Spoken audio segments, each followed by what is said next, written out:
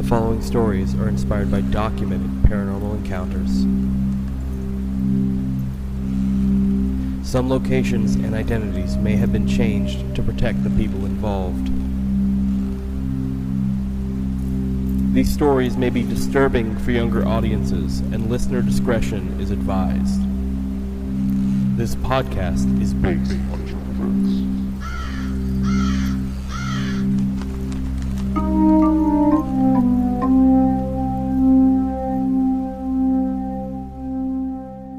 Hi, I'm Brandon, he, him.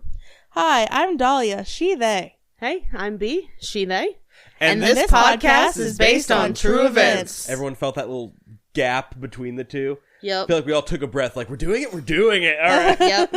Okay, so Dalia has continued in her evolution to be even more cozy. She's brought more bigger pillows into the fray. She's laying more down.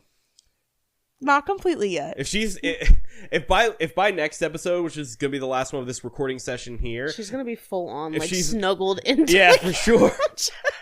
And we'll have to keep adjusting the mics so that you can actually pick me up. I've had to adjust them every time. And you are a king for that. Thank you very much. Well, I appreciate the a sentiment. gentleman, truly. Well, thank you. I try. He's a good man. He's a good man, Savannah. A good man. Okay, vibe check. I'm good. My headache's gone, I just realized. What'd I miss? Did I miss a burp? Yeah. Was that what that was? Okay. I couldn't turn You my see head in that time. spike back there? I do see the spike. Well, I have my pillow on this side, and this side would hurt too much to go that way. So if I burp, it's So gotta you're go in just the like, mic. all right, I'm just gonna Straight to the bike. I'm just gonna Sorry, go guys. for it. Hey, you can clip it out. It's I fine. cannot. I'm talking during it. Oh, well. That's My fine. bad. That's fine. We talked about me shitting my pants last episode. Right. So they're still. It's a vibe check anyway. If they're still here and listening, they're in for the long haul at this point. That is the vibe right there. I think- Just the belch. Oh, 444, make a wish. Fuck Is it? yeah. Hell yeah. I wish with all my heart. I wished for a fat ass. I can't tell you my guys' wish, or else it won't come true. It's not gonna come true for me anyways, unless I magically get $5,000 and put some fucking silicone in my ass. Do you want a Brazilian butt lift? Yeah, hell yeah, I do. Oh. I want them to take all the fat from my belly and put it in my ass. You want, like, Megan. Yeah. You want... Yeah. Take it from my belly, put it in my ass. Okay, Miss Stallion. Can I have some of that? I would like an ass of any sort. Yeah, you could have. You could. Okay. Yeah. Me and my Hank Hill I ass. think I'm good for now. Poor little frog booty. So my vibe check is my headache's gone. I'm feeling a lot better. Hell yeah. I'm getting real excited to do this.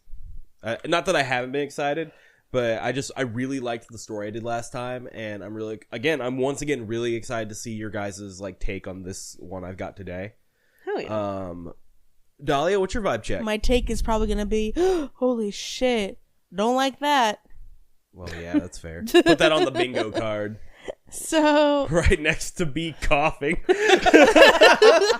Take a shot every time B I coughs. smoke You'll too die. much, man. No, take a hit. You can't take a Real. hit. Take a hit Take every a time hit. I cough. You'll be So, coughing That's with what them. I'm over here doing anyway. Speaking of hits, B gave me one, and I feel like I need some chocolate chip cookies. What sucks is to save a little bit of money, I took the chocolate chip cookie dough I was going to buy off of the grocery list this weekend. Oh. So that sucks. We also need milk. Don't worry, did you get that? We have milk. Oh, okay. We did get milk. Of the angel. B, how are you vibing today? What's your vibe like? I'm high. I'm great. Okay. That's Hello, yeah. how are you? Hey. I'm high. Hi, hello. How high are you? No, it's high. How are you? See, we're probably on similar levels, and you've smoked a lot more than me. I'm a little bit of a lightweight because I don't smoke very often. It's what I do. Well, I'm glad you guys. Oh yeah. I'm glad you guys are feeling nice, feeling good. I'm gonna give the mic some ASMR. Oh no. Please don't. Please Don't start that. I'm begging No. you not to start that. Gonna Injection lose every therapy. listener we have. All the ones that didn't drop from me shitting my pants story are like, ASMR, that's too far. Yeah. Mouth What if I just start noises. tapping the mic? I get a fingernail, I just go. No. If you wouldn't listen to it, I won't, like, just don't do it. That's my philosophy. If I wouldn't listen to it, I'm not doing it. Yep. Is that fair? You know Oh, yeah. what's- Yeah, no. I'm completely joking, by Okay, the way. cool, I cool. don't want to do ASMR. Please don't take me seriously right I know. now. Please don't take the coziest one in the room seriously right now. Please don't take my giant earmuff pillow seriously. You guys are just... You look just like Dumbo jealous. over there with the giant great ears. Just say you're fucking jealous. Well, without further ado, are you ready for my story today? Yes. I only have one. It's interesting, though. I will say that. Not that all of my stories aren't interesting. I know you guys think They that, but are. still. So, have you ever felt the urge to explore an abandoned place? We had a similar question earlier, the urge to go ghost hunting a couple episodes ago. But to explore abandoned place is just a bit different. Maybe something you're driven to... Maybe something that you have driven by before on a trip, or something that just looked like it was begging to tell you its secrets, right? Or something even more remote, like a silo or a house in the woods, untouched by spray cans and calling out from behind the ever-growing trees that have hidden it for so long. While urban exploring videos are fun to watch, I can just never shake the feeling that something sinister can be lurking inside those structures of days gone by. Whether that be a literal person seeking to defend their territory, or something so much darker. As told by the show These Woods Are Haunted, I give you the story of the Lake House. Austin, Texas. Robert Ainsley is a retiree who volunteers at the Austin School of Film and has a hobby of filming out in the woods or out on the lake, especially at night. One night, during one of his nighttime film walks, he comes across this abandoned lake house out in the middle of the woods. He just couldn't resist. He had to check it out. And being an ex-police officer, he also felt like he could take care of himself enough if something did go wrong. The place had no signs, no fences, just standing wide open as if ready to be explored. When he went inside, he also noticed that there was no graffiti or animal smells either, like it had just recently been abandoned. Whatever the case, Robert felt drawn to the place. He had been looking for something for him and his son to do together, and he knew that his son was a big fan of those ghost hunting shows. He had even talked about going ghost hunting in the past and had just never done it. Well, Robert thought that this was an opportunity presenting itself and immediately texted his son about the place. All Robert expected was for the two of them to scare each other, have a little fun, and go home. A stronger bond between father and son. What he did not expect was to end up in a battle for his own life. Damn. The father and son duo did some research on what kind of stuff they would need to properly ghost hunt, and then loaded up what they could carry before driving out to the woods that the lake house was located in. Robert admits that the place looked terrifying, even without knowing if it was actually haunted or not. The trees around them were almost as thick as the darkness that fell as they hiked out to the house. So from what it sounds like, the road didn't go out to the lake house. They had to park somewhere and then hike out there. Wow. So they kept straining to hear if there was anything in the house that they needed to worry about. Oh, sorry, I completely missed a sentence. Robert admits that the place looked terrifying even without knowing if the house was haunted or not. The trees around them were almost as thick as the... I already read that, didn't I? I think so, yeah. Sorry. Sorry. They kept straining to hear if there was anything in the house that they needed to worry about. And at first, everything was quiet. Not even a creaking on the floorboards. But then they actually started hearing noises in the house. At first, it was a knock here and there, but then they started to crescendo as more and more pounding started happening around them. Sorry. To a point where they could no longer just explain it away. So they've got like bangs happening like all around them basically. Mm-hmm. As they walked, they could feel knocks under the floor in a way that sounded like somebody was following their every step. I hate that. As they continued their investigation into the basement, they could suddenly feel the air around them get really heavy and oppressive. In the basement, they found a giant mirror on the wall behind a bar-looking area. Robert pulled out his laser temperature gun and says that the temperature dropped so much that the display on the gun actually read ERR for error. Damn. So it dropped lower than it could read it. Wow. After this, they heard a resounding bang on the wall near them. This is when Robert started having a bit of a panic attack. Yeah, I can imagine. For the first time, he's completely sure that there was something at the lake house that he just didn't understand, and his son was not faring much better, feeling equally as terrified. Not being able to take it anymore, the duo ran up the stairs, out of the house, and through the woods to the car. After returning home, Robert just kind of dumped all the equipment onto his desk and forgot about it. It wasn't until several weeks later that he actually loaded up the footage onto his computer, and the evidence he found did not disappoint. He was shocked to find a growl on the footage, but not a normal growl from any animal Robert's familiar with. There was something wrong with this growl. They actually play it in the episode. They play a bunch of videos and stuff like from their little ghost hunt in the episode, which is interesting. And hearing it myself, it almost sounded a bit metallic to me, personally. It was genuinely really weird. Robert started having a complicated push and pull of emotions. On one hand, he felt like the adrenaline was pulling him towards the place and like something was calling him back to the house. But on the other hand, he was terrified of it. Robert decided to go back to investigate the lake house on his own. While he was there that next night, something pulled a camera out of the bag that was on his shoulder and threw it across the room. Damn. After that, he grabbed the camera, put it back in his bag, and left. Then, Robert started having dreams about the house. These dreams would have him waking up thinking, I've got to go back to the house. He thinks that the house was trying to beckon him back. And it seemed to do a pretty good job because he ends up going back again, what sounds like multiple times. One night, he keeps trying to get footage of that big mirror behind the bar in the basement. However, every time he tried to film the mirror, no matter what camera he would use, it would start to fog up like a wispy cloud of smoke, of white smoke. And in that cloud of fog, he could see images start to come and go, even capturing what he believes to be a creature with two big black eyes and a demonic-looking figure sitting on his hand. Ugh.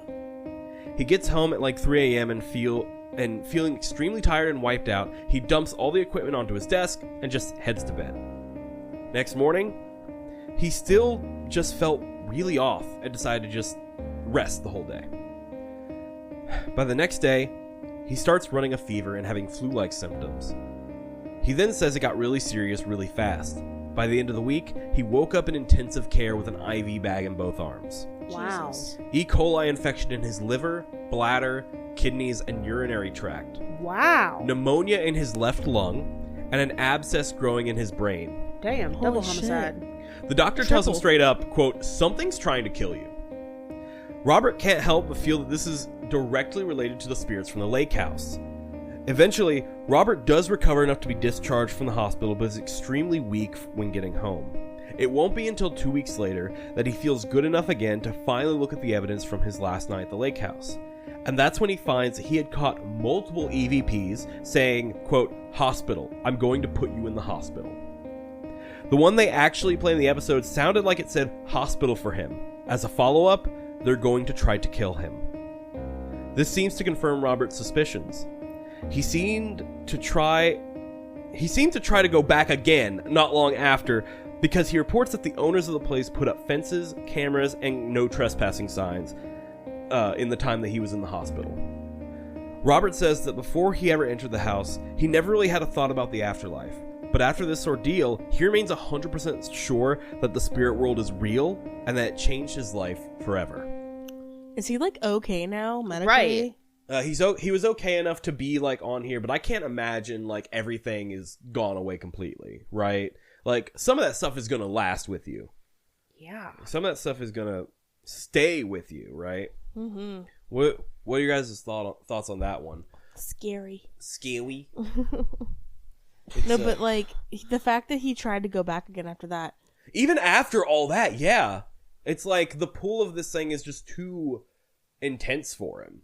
He even tried to kill him, and he's still like, "No, I want to go back. Yeah, I gotta find figure out more find stuff." It's like an obsession. No, but this episode was really interesting because everything that he was like, we got this footage, they actually showed all of it in the episode. all that knocking they were hearing, they showed like the night vision footage that they were capturing. It does feel like there's like knocks and bangs just happening all around them. Yeah. So what episode was that again? If I remember correctly, the lake house. It's These Woods Are Haunted. I can't remember off the top of my head which episode it is, but I believe the story is just called The Lake House if you want to look it up. Okay. I'll just try. for our listeners who are like, I want to hear the sounds and. No, yeah, I really should have written that one down because, like, especially because of the stuff that's in it. Let's see, it might. Okay, it was episode 304, so season 3, episode 4. That's what it was. Yeah. Okay. No, yeah. Any other thoughts on that one? Just like, I mean, damn. We say like, why do you keep going back? But he straight up says like, no, it felt like something was calling me back, pulling me back. Like it became an obsession almost. If he would have went back a third time, they would have killed him.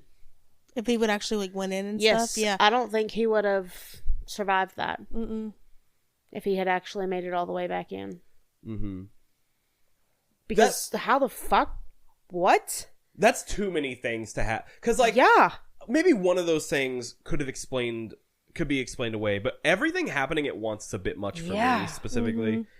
What was it? E. coli infection in his liver, bladder, kidneys, and urinary tract. Right. Like, sure. Pneumonia in his left lung as well, and an abscess growing in his brain. Like, all of this just happening at the same time. That's insane. Yeah. Like...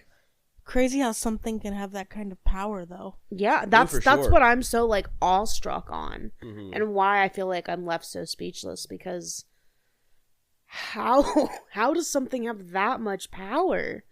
That's fucking terrifying. Mm-hmm. You guys want to see some pictures? Yes, please. All right, cool, because boy, do I have some pictures for this one.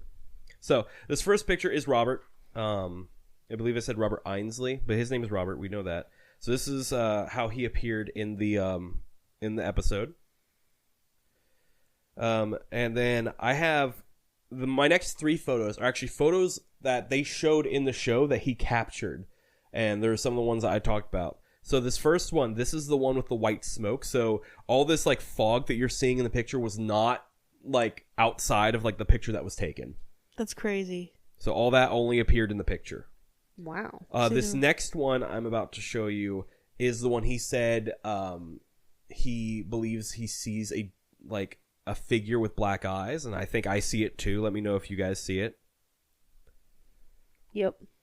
Like right there in the middle almost. Yep. To me it looks a little lopsided, right? Like you have one eye up top, one eye bottom. It looks like a distorted face almost, because it's like I can see a nose and lips under those two. Yeah. Like almost cartoony if that was the face. But a little bit. Do you see what I'm talking about though, Dalia? Mm-hmm. And then this final one, this one's a little weird, and it took me a second to realize what I was looking at, because at first it just looks like a person, like just really blurry. But this is the one where he thinks he saw a demonic figure sitting on his hand. So I'm sending you that one now. What you have to understand is look at the camera next to it. Oh. So where his hand would be, that's where this thing looks like it is. That's just Chris Angel Mind Freak. That does look. No, but you can clearly see that it's got like hair and everything. Like it just looks. Brandon Lee the Crow. Yeah. What do you thinking, being? Being? What you being think? I'm still trying to work out the picture, I think, in my mind. Which one? The one we're looking at now. Yeah. Oh. Understanding how... Well, no, yeah, I can see it, but I'm saying, like, how that fits in the, like... I still don't understand what I'm looking at, other than a person. So, like, do you see the camera next to him, how big that is? It's a reflection of the camera. It's a reflection of the camera in the mirror. And Got so it. where Okay. that thing is would be where his hand is holding the camera. Got it. Okay. So if you look at the first photo Yep. with the smoke and stuff, did you see the Yeah. reflection in there? Yep. Yeah. So this is all taking pictures in the mirror. So he's seeing things in the mirror. And you could make an argument that like the stuff he's seeing is like pareidolia, right? You guys know what that means? I don't know. So No. pareidolia is when you're seeing, because the brain, it likes to see faces in general. Oh, yeah. It's the thing your brain is doing when it's like, okay, now you're making a face to see in like this wood grain or something, right? And like you can make an argument that that's what is here, but like I don't know, it just looks really weird to me, and I'm not quite sure I like it. Like that one that looks like it has the 2 big black eyes, you can see a shine in them. You know, I'm not a huge fan of this, but you guys do see what I'm seeing at least, so at least I'm not going crazy. Yes, is what I know. But yeah, let us know like in the comments on Spotify or like this post or the post this is like we made for this episode, what you see and what you think. These are some of the pictures that will be posted like during the, on the Instagram post. Mm-hmm. So let us know what you think about this. I think that's all I have for mine. Dalia, how many stories you got for us today? 2? Yep, I have 2 stories again today. Okay. Okay. So this next allegedly true encounter actually comes from a website called Medium. Have you heard of Medium? Yeah. Nope.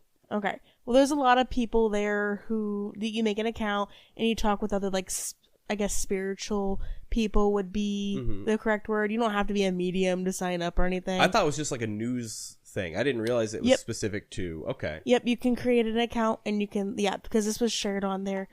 I think there's a limit to how many you can view if you don't pay, though. Unfortunately, because the news is, paywalled. Yep. Right. But anyway, so this next allegedly true encounter, I'm actually going to call it Spectral Eyes. So let's get into it. As a rational individual, I never considered myself susceptible to the whimsical tales of the supernatural. Ghosts, spirits, and apparitions were fodder for campfire stories, not real-life encounters. However, one fateful night shattered my skepticism and thrust me into a realm I had previously dismissed as fiction. The night I encountered a ghost.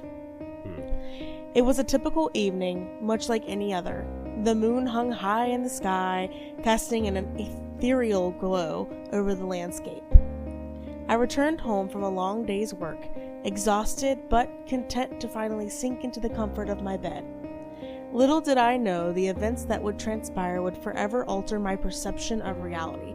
This person is very eloquent in the way they write. I like this, yeah. Yeah.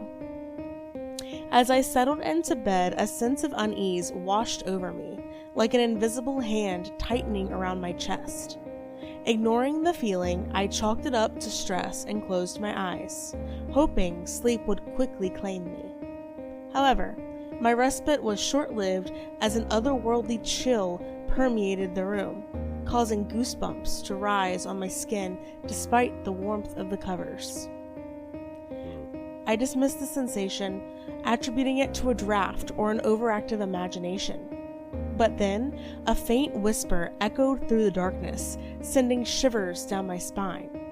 It was a voice, soft and melodic, yet tinged with an eerie resonance that seemed to defy explanation.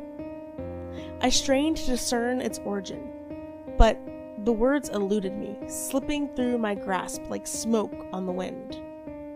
Fear gripped me in its icy embrace as the room plunged into darkness. The faint glow of the moon extinguished by an unseen force. My heart pounded in my chest, each beat a frantic drumming against the silence that has enveloped me. With trembling hands, I fumbled for the light switch, desperate for even the faintest glimmer of illumination to pierce the shadows. But as the room flooded with light, I was met with a sight that defied comprehension.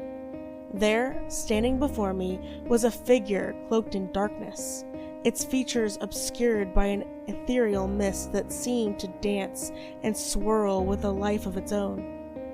I froze, my mind struggling to process the impossibility of what stood before me.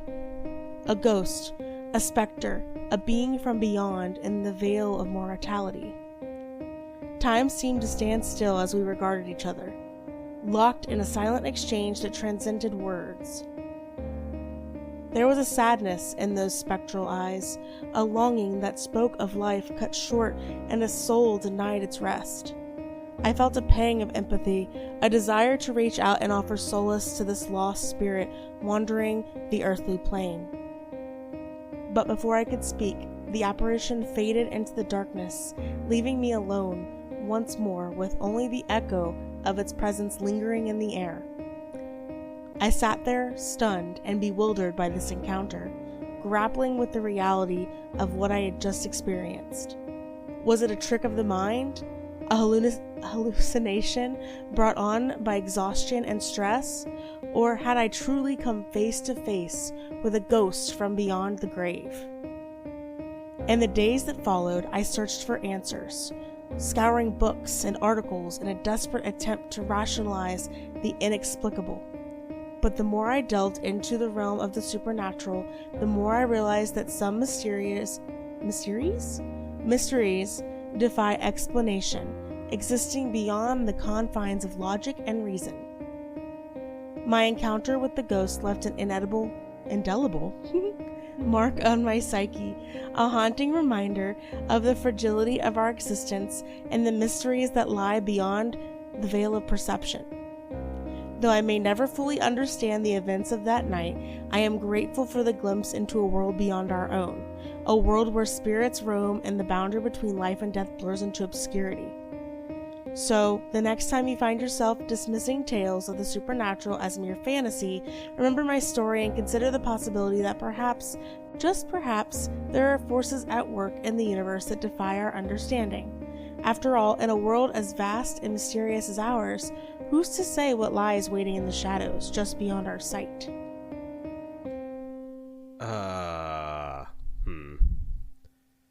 Okay, so this person writes as if they wrote this on a typewriter in a room lit only by candlelight, like a single candle next to the typewriter.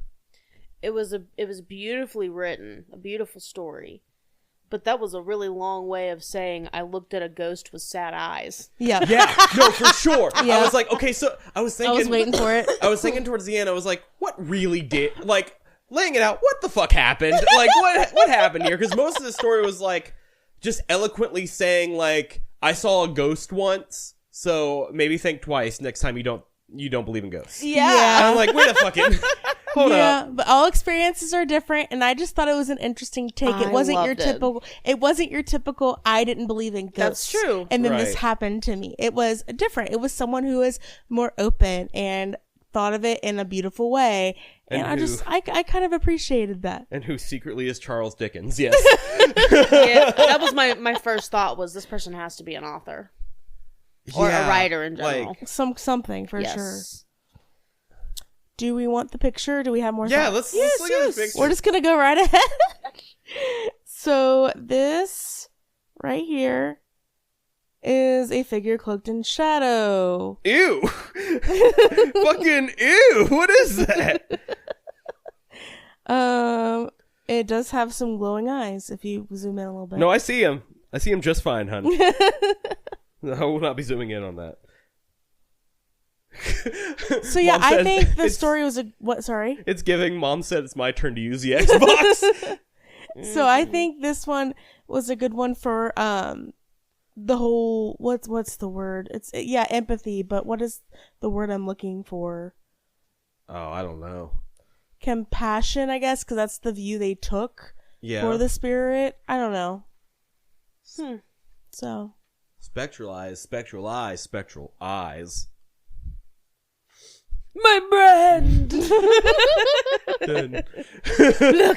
Look with your special eyes. Your spectral eyes. Well, damn. it was really well worded. It was very nicely written, very beautifully written. Even I can't get off.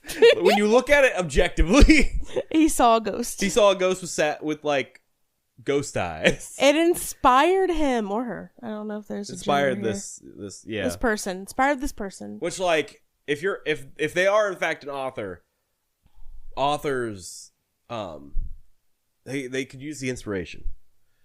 Like with getting into a writing slump is no small That ain't feat, fun. so- There's a all. little smoke coming out of my head from all those big words. I started writing a book 4 years ago, maybe. Yeah. I started writing a book before me and Dalia got together, and I don't think I've touched it since.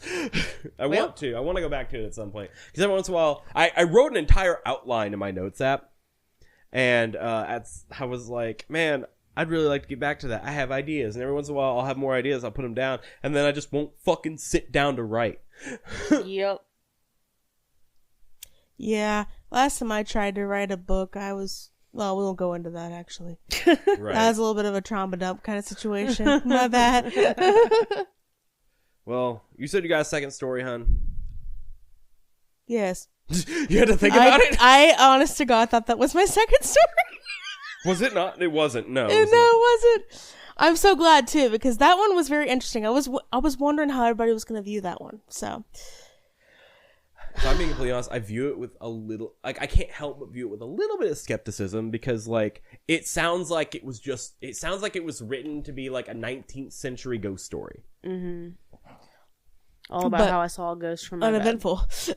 Yeah, it was very uneventful. It was beautiful, though. We locked eyes lovingly until he faded into the nothingness. You guys keep joking. I need to take a drink of water. No, you're fine. I'm glad. I have one more thing to say anyway. So, like, when you were reading it and you started getting to the point where it's like they started doing research and whatever, I was like, wait a minute, was that it? Wait, was that it? They saw it like swirl up and meet their eyes and then gone, and that's the story? What? Say that. It was so poetic. It was really poetic. I'm not denying that.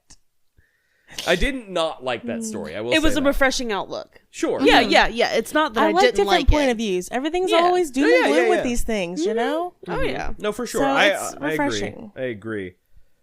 Anyway, are we ready for number 2? I am ready for number 2. Okay, so for this next allegedly true encounter, I do have a trigger warning for mentions of familial abuse. Oh, really? Okay. Womp womp. Yes. Womp womp. I'm sorry. I was abused. That was my way of connecting. Coping? Fair. Womp womp. Okay, I've titled this one, Spirits Are Following Me. So let's get into it.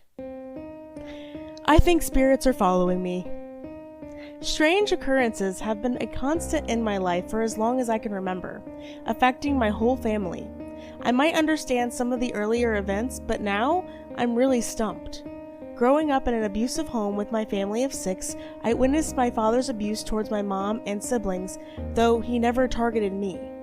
My early memories are vague, likely because our brains tend to shield us from traumatic experiences at a young age. So much is lost. I'm going to tell you some instances that I remembered, also with the help of my siblings' memory to fill in the gaps.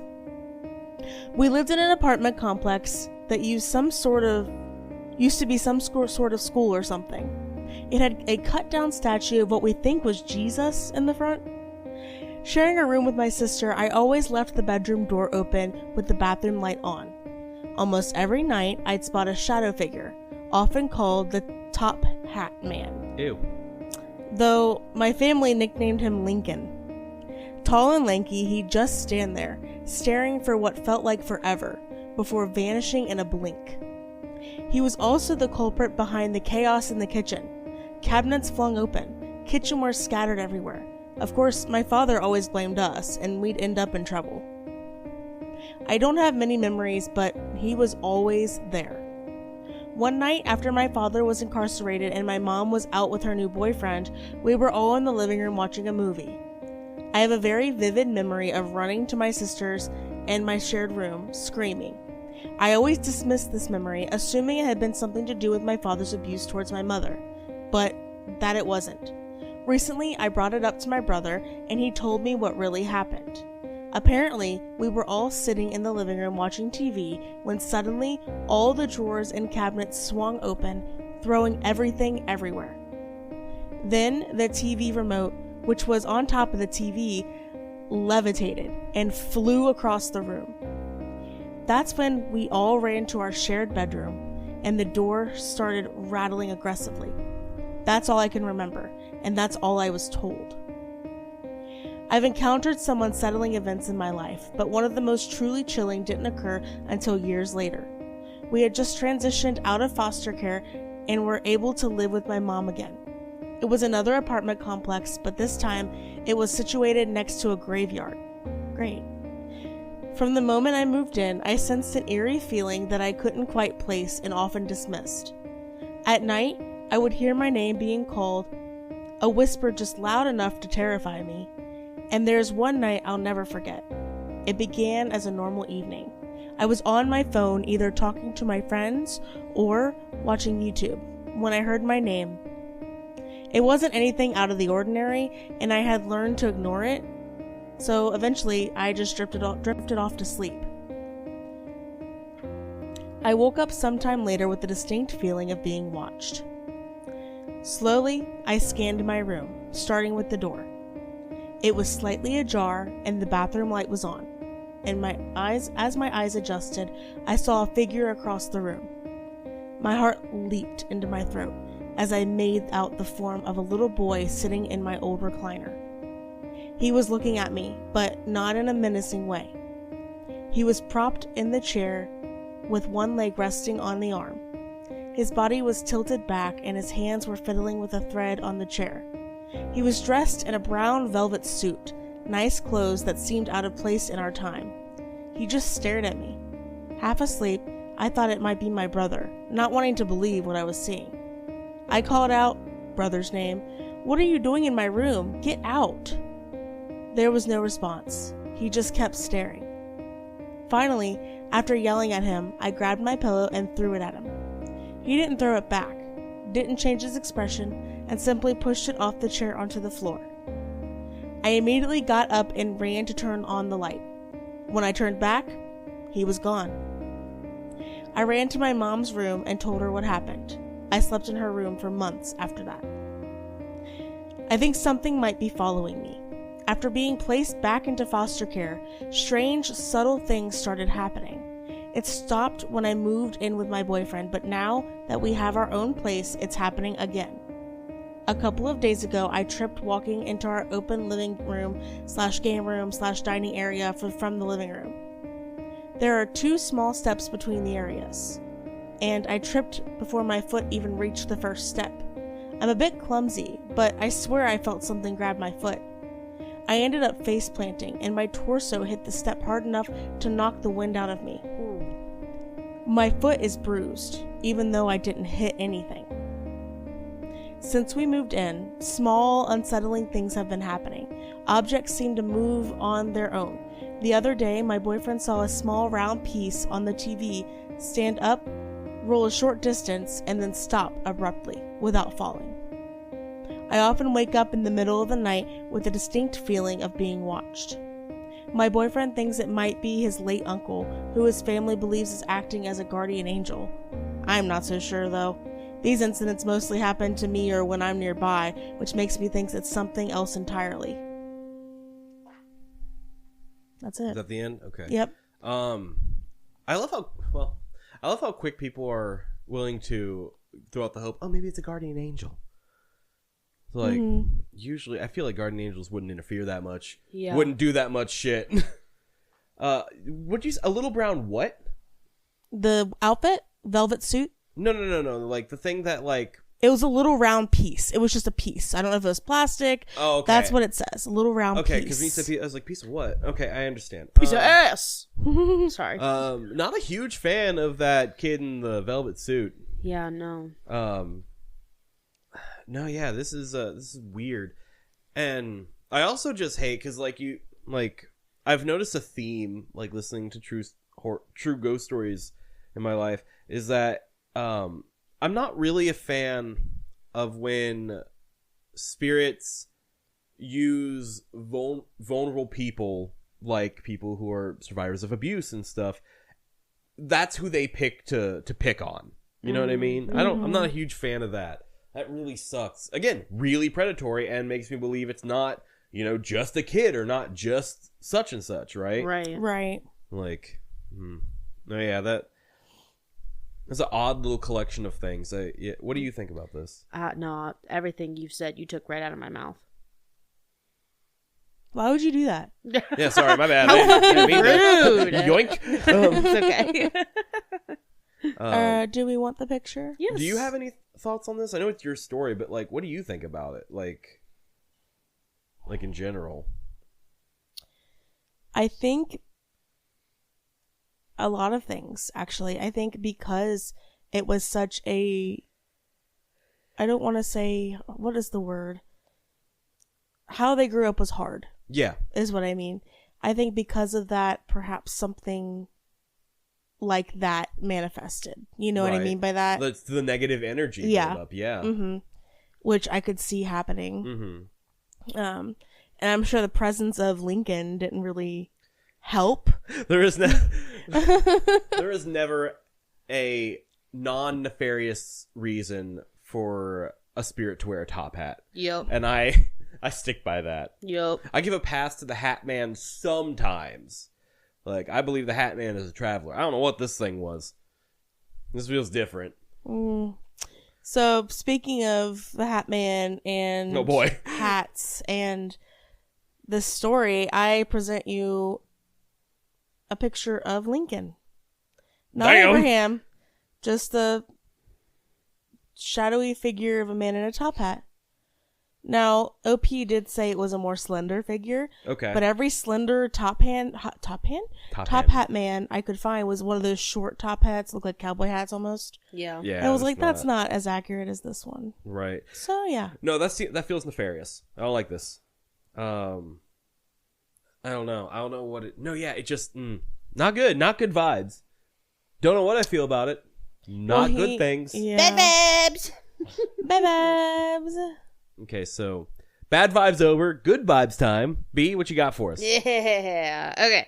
So, this story was from a... I don't know if we came from this subreddit earlier or not, but it says, what's the most wholesome thing a stranger has done for you? I think we did, maybe? Do you remember that, Dalia? It was... The last one was We in, did. like, places that are unexpected, I thought. Or maybe you wrote that. No, that's... Yeah. But this is... Yeah, it's from that same... What's the most wholesome? Da-da-da-da-da. All right. We'll hop right on in. I work at a local lunch cafe as a server that's connected to a shop. Think antiques and gift shop type vibe. And I was serving a table of 3 who started just chatting with me at the end of their meal. Just small talk, asking about my job and such. The older lady at the table, probably in her 40s, saw my tattoo on my collarbone and asked me about it. It's just some simple handwritten script that says love yourself first. She asked me about it and I explained that through some harsh reality working at previous jobs, I learned very quickly that you can kill yourself for a company over working yourself and pushing yourself to the limits, and never saying no when asked to do things leads to burnout and depression. No one ever actually appreciated the extra work. It took me a long time, but I got the tattoo to remind myself that I only have one life to live, and killing myself to make someone else money and bending over backwards for a company was just going to end badly. I told them that I was learning to say no, to know my own limits, and to not let others take advantage of me. I love my current job, and they asked how I was treated, and I told them that I finally found a place where I felt like I belonged and was valued.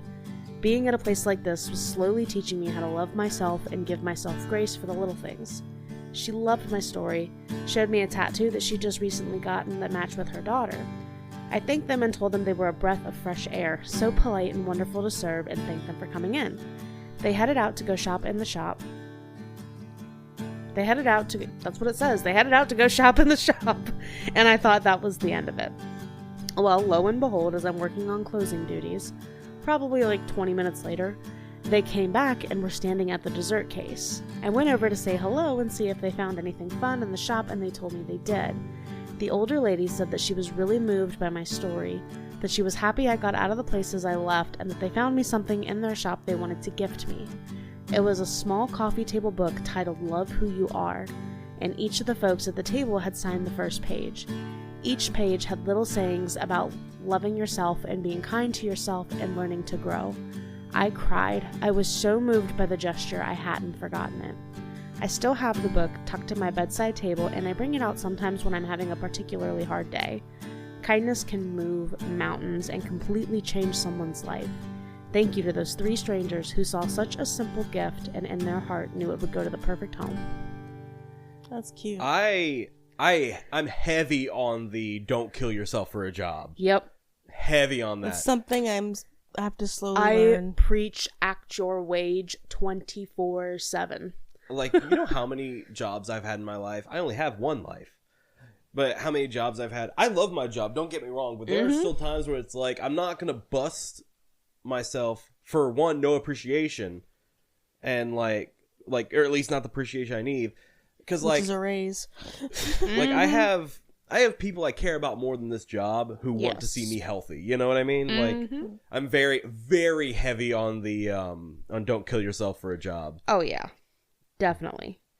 For my picture, I found the book on Amazon. Did you really? Yes, I did. Cool. And the picture is the cover art of the book. Oh, that's so cute, though. Yep. Oh, I love that adorable. art. There's like flowers, and it's looks like it's illustrated. It's a real contrast to the last two shadow people images that Dalia shared in the chat. No, I love the like kind of minimalism flower type deal too. Mm-hmm. Like that kind of art it's got going on. I've got another picture that I'm gonna send. Okay. Let me grab it here. A rare second picture for B's Yes. story. Okay. Yes. Oh, Well, very because I nice. thought about it. I saw this picture earlier and I meant to save it and I didn't. Okay. But this is one of the pages in the book. And it says, Ooh. love yourself on like a hill that's got some flowers. And then on the page on the right, it says, so that the world can see how beautifully you deserve to be treated. Damn right. Love Yeah. yourself so that the world can see how beautifully you deserve to be treated. Mm-hmm. I love that. Yeah, I everyone deserves to be comfortable in their own skin, to love who they are as a person. Like, I mean this, like, I'm speaking directly to the people listening. Like, you have something me and Dalia was talking about just yesterday as well. Like, humans have so many layers to them, and there are so many intricate things about you. There are things that you like. There are things that, like, other people may not understand, but that just make you so happy. And every single one of those things is awesome, and you should love yourself for it. Mm-hmm. Humans have layers. Yeah. Like onions. Yeah. Thank you for that. I actually love that. You're very welcome. I Really thought that dope. was a very lovely story. I do. I also want to bring up, like, I don't think I fully agree with the saying that, like, if you can't love yourself, you can't love somebody else. Because Right. I think, or I know, for some people, loving yourself is extremely hard, but that doesn't mean they are any less full of love. Correct. Like, for the things around them. And, like, while you deserve to love yourself, you shouldn't feel less than if you don't. Right. Like, because that's not going to help you love yourself in the first place. So, like, Correct. yeah. Well, this is a pretty good episode. I like this episode. I agree. especially, I really like that ending one. It was really good. So you can find us on Facebook, Instagram, Blue Sky, not Twitter, because Fuck Twitter. fuck Twitter. We're on YouTube, where you can watch not us on the video, but like we have the title, as well as like we have like an audio wave going across, so it's visually interesting to look at. But also we put the pictures up on the YouTube page, and also you can see the pictures that we posted or that we showed each other during this episode on the Instagram post as well that we make each week for these. Let's see what else. You can email us your true paranormal stories and your true wholesome stories at TPIBOTE at outlook.com. Sorry, I almost just said .com. At .com. At .com. TPIBOTE at outlook.com. Yeah, and if they are wholesome stories, put in the subject line for B, and if they are paranormal stories, put in the subject line for Dalia, and you may just hear them on the show. Also, remember to rate and review us on our Facebook page, as well as Spotify and Apple Podcast. It really does help out. And without further ado, whose turn is it? Is it me? It ain't me. It ain't you. Is it me? I haven't done it at all this session. Oh, then you should do it. Why have... I was just letting y'all do your thing. No, yeah. It's B's turn then. Take it away. As always, we really appreciate you guys coming and hanging out with us. It really does mean a lot. And we just want to remind you that this podcast was based on true events.